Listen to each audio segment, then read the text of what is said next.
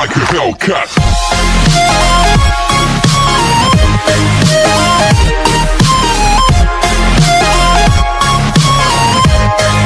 Last part में हमने देखा कि मिराई के हाथ पे चोट लग जाने की वजह से सभी लोग मिराई को बहुत ज़्यादा टेंशन देने लग जाते हैं, जिसे देखकर सुआ को बिल्कुल भी अच्छा नहीं लगता है। इसलिए फिर वो मिराई के पास जाकर उसकी हेल्प कराने के बहाने से उसके केमिकल ग्लास को जानबूझ के नीचे गिरा देती है और फिर चिल्ला के ऐसे रिएक्ट करने लग जाती है कि जैसे वो केमिकल ग्लास सुआ के पैर के ऊपर गिर गया हो, जिसे देखकर मिराई घबरा के सुआ को कई बार सॉरी बोलने लग जाती है एंड उसके पैर के पास पड़े टूटे हुए कांच को उठाने ही वाली होती है कि तभी वू यंग मिराई का हाथ पकड़ लेता है, जबकि पीछे से क्योंसुक ने भी मिराई का हाथ रोकने के लिए अपना हाथ आगे बढ़ाया था। और बस फिर ये पूरा सीन देखकर सुआ और भी ज़्यादा जेलस होने लग जाती है कि मतलब मैंने इतना सब किया सबकी अटेंशन पाने के लिए, बट फिर भी सभी लोग मिराई की फिक्र कर रहे हैं। एंड वही क्योंसुक वू यंग को मिराई का हाथ पकड़ा हुआ देख फर्स्ट टाइम मिराई के लिए काफ़ी जेलस होता है।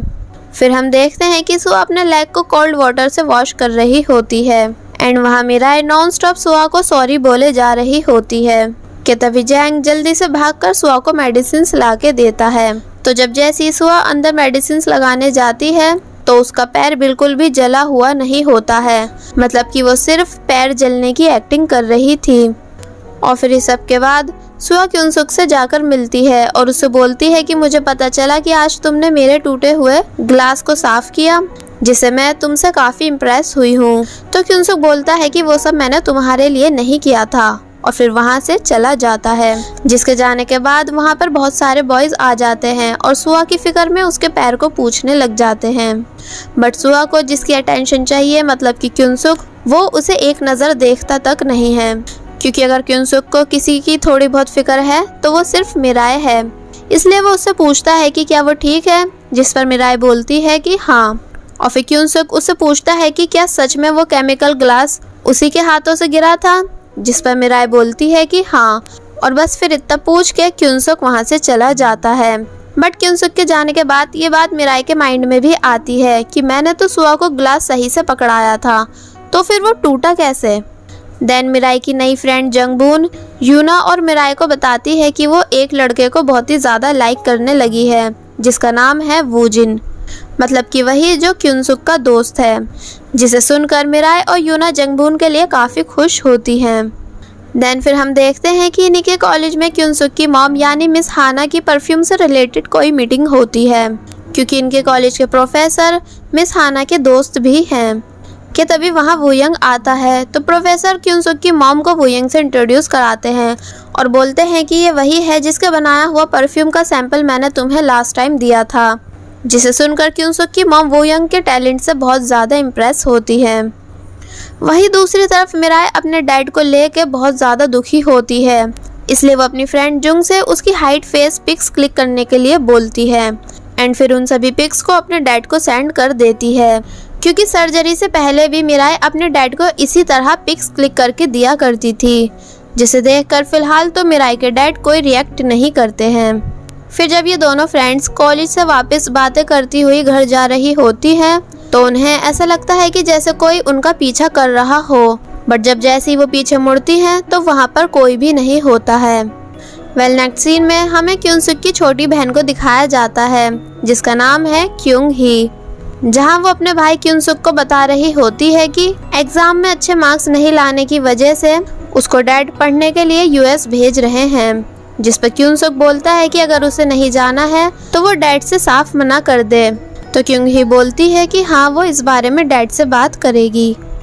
नेक्स्ट डे हम देखते हैं कि मिराई अपनी फ्रेंड जुंग के साथ एक बिग परफ्यूम सैंपल इवेंट में जाती है, जहाँ के टिकट्स उसने किसी ऑनलाइन कंपटीशन से जीते थे। कि तभी मिराई की मुलाकात वहाँ वू यंग से होती है, तो वू यंग मिराई को देखकर बहुत ही ज़्यादा खुश होता है।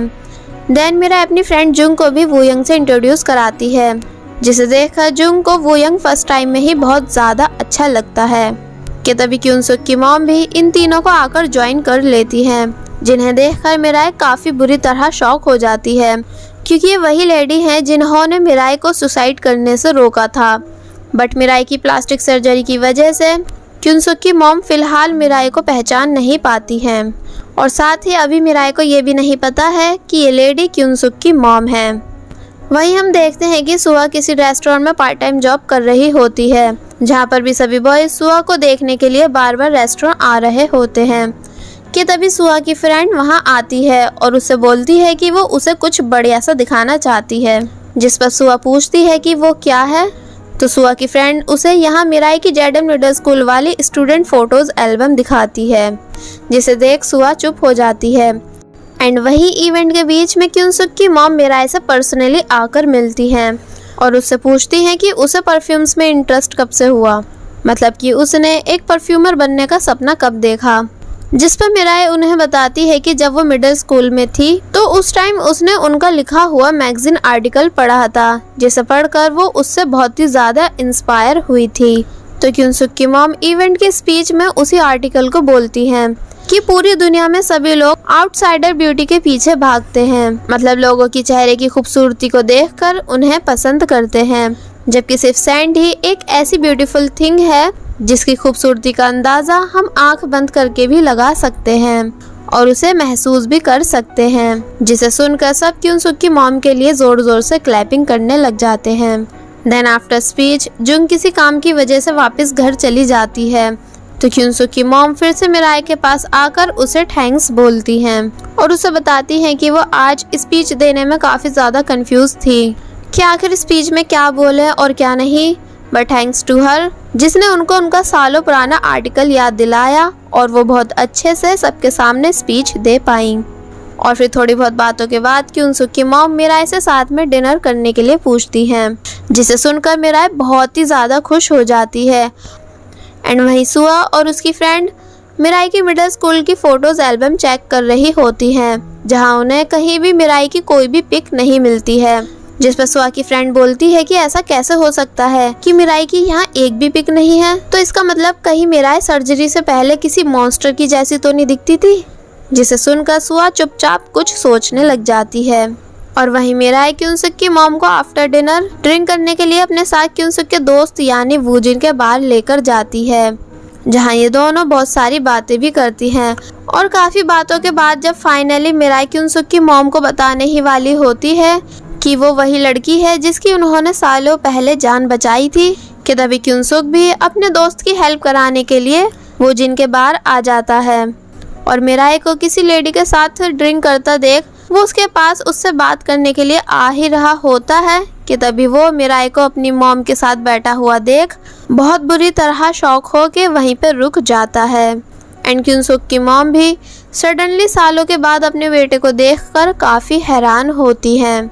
मिराई क्यूनसुक की मॉम को बताने लग जाती है कि ये उसका क्लासमेट है, पर तभी क्यूनसुक अपनी मॉम से चिढ़ के बोलने लग जाता है कि वो यहाँ क्या कर रही हैं, जिस पर क्यूनसुक की मॉम उससे बोलती है कि वो कितना बड़ा हो गया है। बट क्यूनसुक बिना अपनी मॉम की पूरी बात सुने ही गुस्से में वहाँ से बाहर चला जाता है, जिसके जाने के बाद क्यूनसुक की मॉम मिराई को बताती है कि ये उनका बेटा है, जिसे सुन मिराई भी काफ़ी हैरान होती है। और फिर तभी क्यूनसुक की मॉम भी मिराई को बाय बोल के वहाँ से चली जाती है और कार में बैठ के अपनी सालों पुरानी मेमोरीज याद करती हैं कि सालों पहले वो कैसे अपने बेटे क्यूनसुक के साथ अच्छे से टाइम स्पेंड किया करती थी। और बस फिर ये सब याद करने के बाद वो कार में ही बहुत बुरी तरह रोने लग जाती हैं। और दूसरी तरफ क्यूनसुक भी अपनी मॉम से रिलेटेड सालों पुरानी मेमोरीज याद करता है कि जब उसकी बहन और वो दोनों छोटे थे तो उस टाइम क्यूनसुक की मॉम खुद को नुकसान पहुंचाने की कोशिश करती थी, ये बोल के कि मुझे यहाँ से जाने दो। एंड क्यूनसुक के डैड उन्हें ऐसा करने से रोकने की काफ़ी कोशिश करते थे और ये सब देख के क्यूनसुक अपनी बहन की आंखें बंद कर लेता था। वहीं हम देखते हैं कि मिराई वापस अपने घर जा रही होती है और इस सब के बारे में सोच ही रही होती है कि तभी उसे फिर से ऐसा लगता है कि जैसे उसे कोई पीछे से फॉलो कर रहा हो, इसलिए फिर वो जल्दी से वहाँ से भागकर अपने घर पहुँच जाती है। दूसरी तरफ सुआ भी अपनी जॉब के बाद वापस घर जाती है, जिसे देखकर हमें यहाँ ये पता चलता है कि वो किसी बड़े अपार्टमेंट में नहीं रहती है, बल्कि एक छोटे से घर में अकेली रहती है। मतलब कि सुआ बस ऐसे बन के दिखाती है कि जैसे वो काफ़ी रिच फैमिली से है, जबकि ऐसा कुछ भी नहीं है। देन फिर वो बैठ के अपने लैपटॉप से मिराई और क्यूनसुक के जेडएम मिडिल स्कूल के बारे में इंफॉर्मेशंस निकालने लग जाती है। वेल नेक्स्ट डे हम देखते हैं कि मिराई अपनी क्लास में आती है, जहाँ पहले से ही क्यूनसुक भी आया हुआ होता है और फिर वो डायरेक्ट मिराई के पास आकर बैठ जाता है और क्यूनसुक के इस बिहेवियर को सभी क्लासमेट्स भी नोटिस कर रहे होते हैं। देन फिर क्यूनसुक मिराई से अकेले में बात करने के लिए पूछता है, जिस पर वो हाँ बोल देती है और फिर बाहर आने के बाद क्यूनसुक डायरेक्ट मिराई से ये पूछता है कि वो कल उस लेडी के साथ क्या कर रही थी, जिस पर मिराई हल्की सी स्माइल देते हुए बोलती है कि वो तो उनसे कल फर्स्ट टाइम परफ्यूम इवेंट में मिली थी। जिस पर क्यूनसुक बोलता है, तो फिर क्या तुम किसी से भी फर्स्ट टाइम मिलने के बाद साथ में ड्रिंक्स करने बैठ जाती हो? मिराई बोलती है कि ऐसा कुछ भी नहीं है और उससे पूछती है कि क्या वो ठीक है, मतलब कि उसे उसकी फिक्र हो रही थी। जिस पर क्यूनसुक चिढ़ के मिराई से बोलता है कि वो सिर्फ अपने काम से मतलब रखे और साथ ही वो ये बात कॉलेज में किसी को भी नहीं बताए, क्योंकि वो बहुत आसानी से सबको अपने सीक्रेट्स बता देती है, जैसे तुमने हम दोनों के मिडिल स्कूल में होने वाली बात सुआ को बता दी थी। मिराई हंस के बोलती है कि अरे तुम टेंशन मत लो, इस बार मैं किसी से भी कुछ नहीं बोलूंगी। जिस पर क्यूनसुक बोलता है कि अच्छा रहेगा कि वो ऐसा ही करे, क्योंकि मुझे उन लोगों से सख्त नफरत है जो अपने प्रॉमिस तोड़ देते हैं। जिसे सुनकर मिराई को बिल्कुल भी अच्छा नहीं लगता है और वो बोलती है कि उसे भी ऐसे लोग बिल्कुल पसंद नहीं हैं जो अपना गुस्सा दूसरों पे निकालते हैं। और बस फिर इतना बोल के मिराई वहाँ से चली जाती है। नेक्स्ट सीन में हम देखते हैं कि मिराई अपनी फ्रेंड जुंग के साथ सस्ते और अच्छे परफ्यूम्स बनाने के लिए परफ्यूम मटेरियल्स खरीद रही होती है, बट उन सभी चीज़ों के प्राइस काफ़ी ज़्यादा एक्सपेंसिव होते हैं और शॉप ऑनर एक भी पैसे कम नहीं कर रहा होता है। तो जुंग क्यूट सा फेस बनाकर डिस्काउंट मांगने की कोशिश करती है और मिराई से भी ऐसा करने के लिए बोलती है, जिस पर मिराई काफ़ी शर्माने के बाद बेवकूफ़ों की तरह क्यूट बन के डिस्काउंट मांगने लग जाती है, जिसे देखकर बेचारे जुंग को मिराई के इस बिहेवियर से काफ़ी बेइज्जती फील होती है। बट शॉप ऑनर मिराई की इस हरकत पे हंस के उसे फाइनली डिस्काउंट दे ही देता है, जिसे सुनकर मिराई बहुत ही ज़्यादा खुश हो जाती है, क्योंकि वो अपनी लाइफ में एक बार ही ऐसा ज़रूर करना चाहती थी। पर वो बात अलग है कि जुंग को मिराई की इस हरकत की वजह से काफ़ी बेइज्जत होना पड़ा। देन जब ये दोनों फ्रेंड्स बातें करती हुई आइसक्रीम एंजॉय कर रही होती हैं कि तभी मिराई के पास क्यूनसुक की मॉम की कॉल आती है और वो उससे किसी तरह की हेल्प मांगने लग जाती है, जिसके लिए मिराई चाहकर भी उन्हें मना नहीं कर पाती है। एंड वो क्या है ये हमें आगे पता चलेगा। बट मिराई इस बात को घर जाते हुए अपनी फ्रेंड जुंग के साथ शेयर करती है, जिस पर जुंग मिराई से बोलती है कि क्यूनसुक की मॉम ने उसे सुसाइड करने से बचाकर उसकी जान बचाई थी, तो अब इसलिए उसे भी उनकी हेल्प करनी चाहिए। जिस पर मिराई सोचने लग जाती है। एंड वही वूजिन के बार में यूना और जंगबुन ड्रिंक कर रही होती हैं। अब जैसा कि मैं आप सभी को पहले बता चुकी हूँ कि जंगबुन वूजिन को बहुत ज़्यादा लाइक करने लगी है, इसलिए वो वूजिन को किसी और लड़की के साथ देखकर बहुत ही ज़्यादा जेलस होती है और जंगबुन की ऐसी हालत देखकर यूना उससे बार बार वापस घर चलने के लिए बोल रही होती है कि तभी क्यूनसुक भी वहाँ आ जाता है। तो वूजिन क्यूनसुक से अपने बार से रिलेटेड बातें करने लग जाता है कि मैं हर काम बजट में कर रहा हूँ, पर फिर भी पता नहीं क्यों मुझे कोई भी प्रॉफिट नहीं हो रहा है। कि तभी इसी बीच क्यूनसुक के पास मिराई का एक मैसेज आता है, जिसमें लिखा हुआ होता है कि क्या तुम कल मुझसे मिल सकते हो, जिसे देखकर क्यूनसुक अपना फ़ोन पटक के वहीं रख देता है। वेल नेक्स्ट डे कॉलेज में होने वाले फेस्टिवल की बहुत ज़ोरों शोरों से तैयारियां चल रही होती हैं, जहां सो अपने फ़ोन से किसी अननोन लड़के की पिक्स लाइक कर रही होती है। और अब वो ऐसा क्यों करती है ये भी हमें आगे पता चलेगा। कि तभी सुआ की नज़र विंडो पे पड़ती है, जहां वो क्यूनसुक और मिराई को साथ में खड़ा हुआ देखती है। एंड बस फिर इन दोनों को वहीं खड़े होकर घूरने लग जाती है। एंड वहीं मिराई स्माइल करते हुए क्यूनसुक से आफ्टर कॉलेज साथ में ड्रिंक्स करने के लिए पूछती है, जिसे सुनकर क्यूनसुक भी हल्की सी स्माइल देते हुए हाँ बोल देता है। और बस फिर इसी के साथ पार्ट 4 यहीं पर एंड हो जाता है।